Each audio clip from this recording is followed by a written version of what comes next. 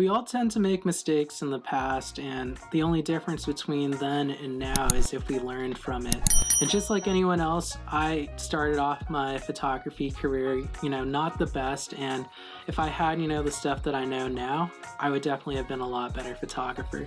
So today I want to talk about and look back at one of my old photos from a while back, see, what I could have done better, and along with that, edit the photo and give it, a beautiful look and a beautiful color grade. So with that, let's get started.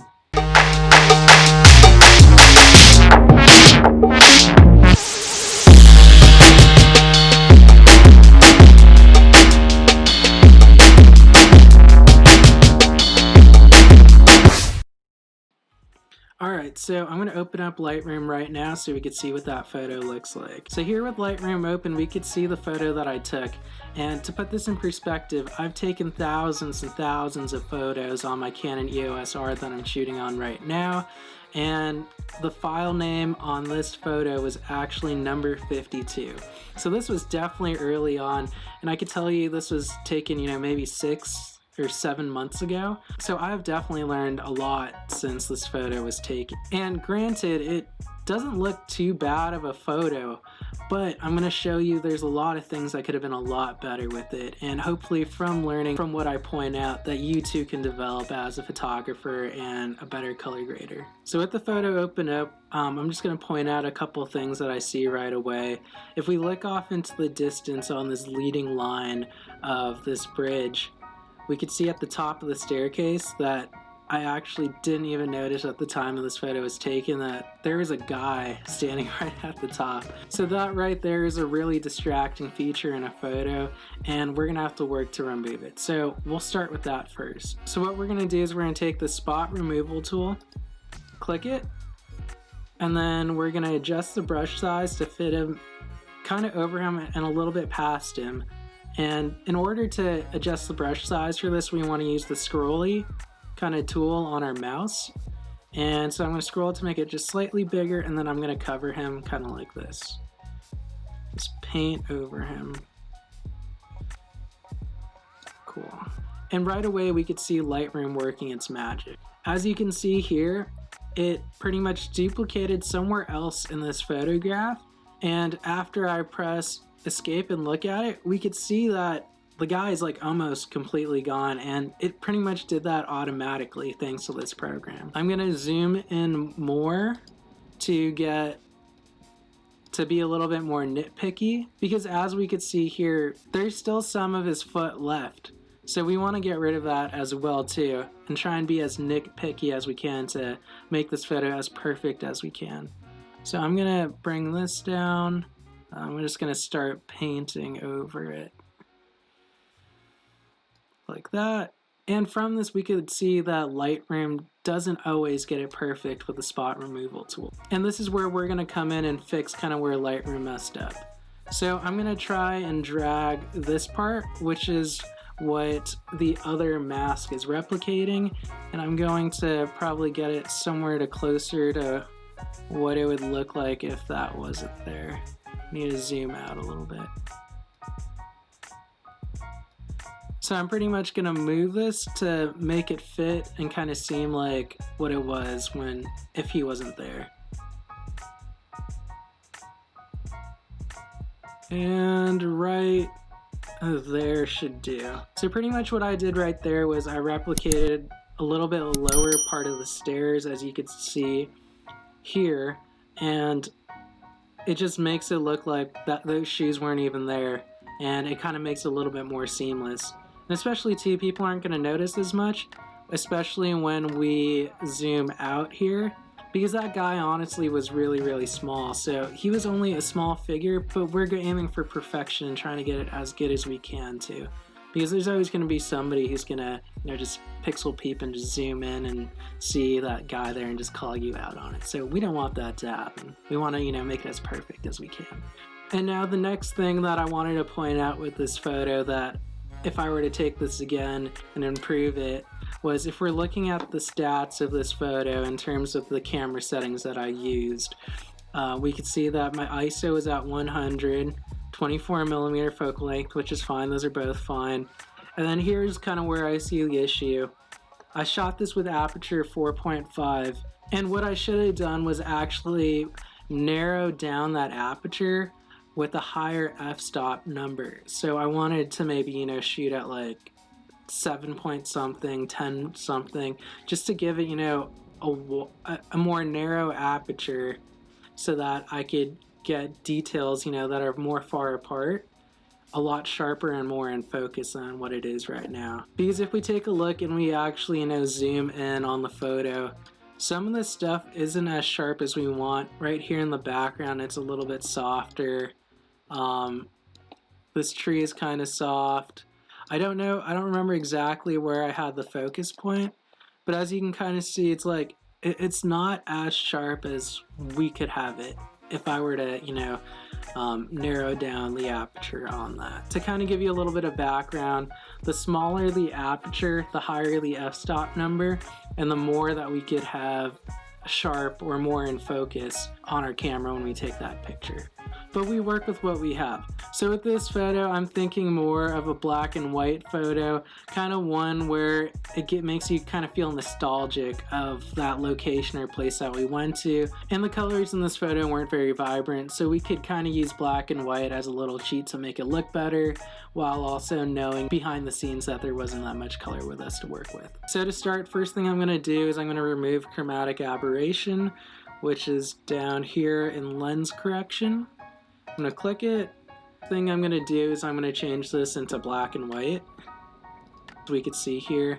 And just straight away in the black and white, it doesn't look, you know, very good. And this is where we're going to come in. We're going to manipulate the color saturations. We're going to work on the clarity. We're going to work on the texture. And we're going to work on all these different things to actually give it a nice black and white feel. What I think I'm going to do to start is I'm going to decrease the exposure. It's a little bright overall, so I'm going to bring it down just a tad.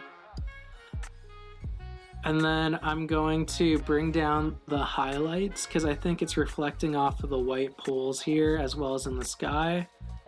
So let's do that. And when I'm bringing out the highlights, you could start to see that the sky is starting to become more clear, as we could see here.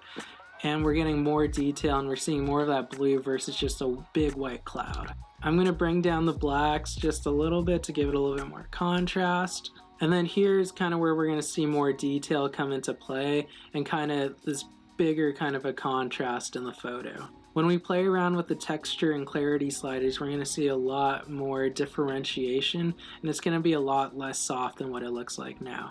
So what I'm going to do is I'm going to move the clarity up a little bit, but then bring the texture just down slightly, because what I want to do with the main focus of this image is focus on those leading lines that are the bridge. And what we could see here is when the clarity goes up a little bit, it makes the lines a lot more defined on that bridge, but then we also don't want to distract from those leading lines with the really sharp, detailed, textured plants on the sides of it. So what we want to do is we want to narrow the focus in with the leading lines, and it draws up, you know, us to the top of the bridge and finally to the palm tree at the end of one of the leading lines.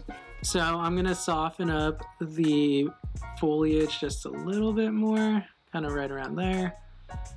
And it's definitely looking a lot better than it was before, and we kind of have, you know, more of a plan with our edits.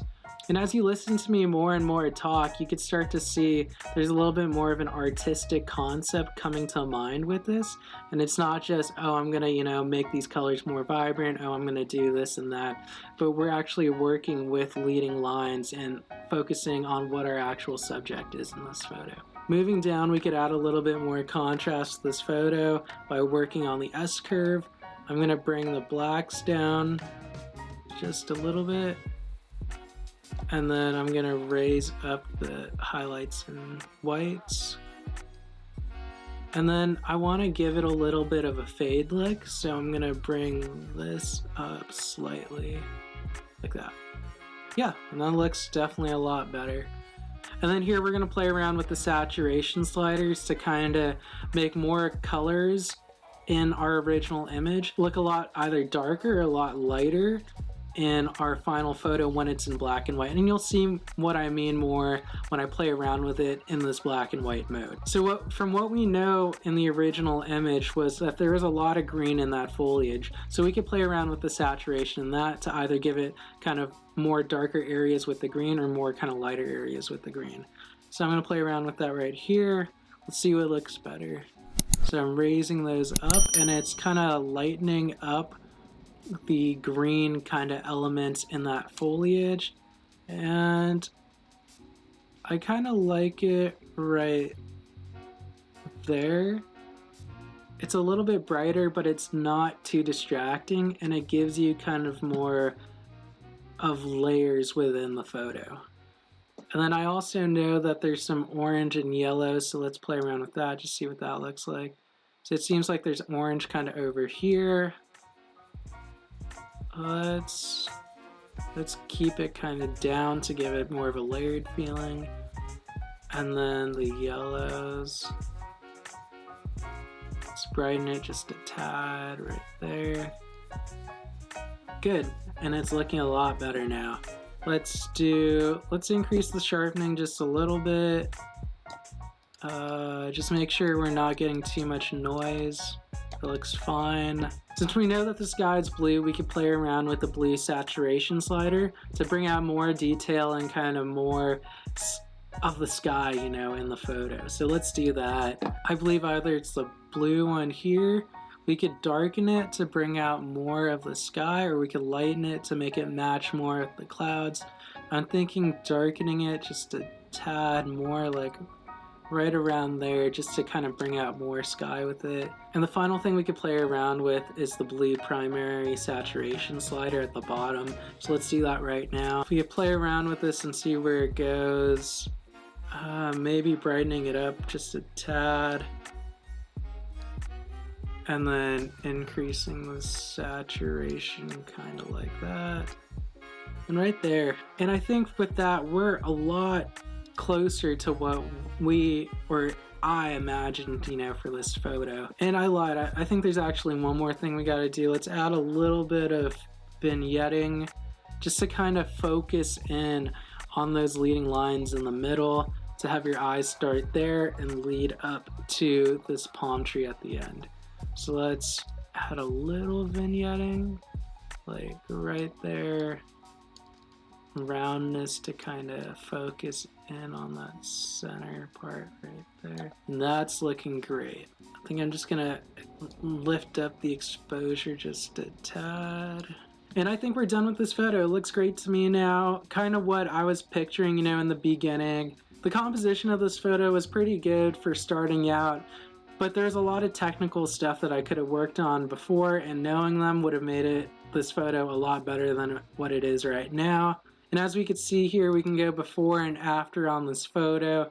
It was a little bit of a boring kind of classic photo, very, very soft in the photo in this original one, but then we took it to the next level with this black and white kind of color grade on it, and we made those leading lines sharper leading up to that palm tree at the end. We made it more dramatic, we made it more moody, and we gave it a lot more character. So if you liked this photo and how I did on it, make sure to like this video, give it a thumbs up, comment down below, tell me if you liked the before photo or the after photo better. And also, always, make sure to subscribe if you want to see future videos like this and to see more of videos and projects that I put out. So I wanted to announce the opportunity for you guys to be featured in some of my videos.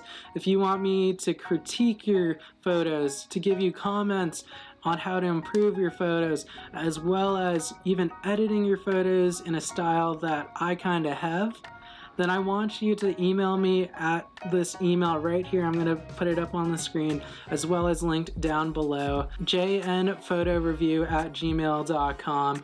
Email me with your photo attached in preferably raw format, or just send it to me in any way.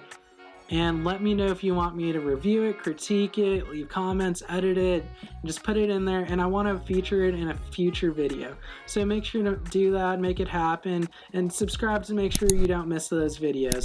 And I'll see you guys later. Thanks for watching, and good night. Bye.